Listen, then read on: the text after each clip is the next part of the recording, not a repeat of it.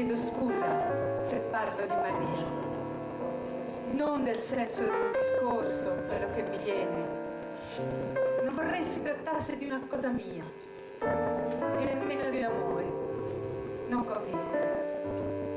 Quando dico parlare di Maria, voglio dire di una cosa che conosco bene. Certamente non è un tema appassionante in un mondo così pieno di tensione. Certamente siamo vicini alla follia.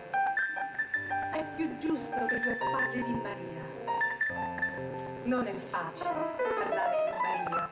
Ci sono troppe cose che sembrano più importanti. Se sapessi parlare di Maria, se sapessi davvero capire la sua esistenza, avrei capito esattamente la realtà, la paura, la tensione, la violenza.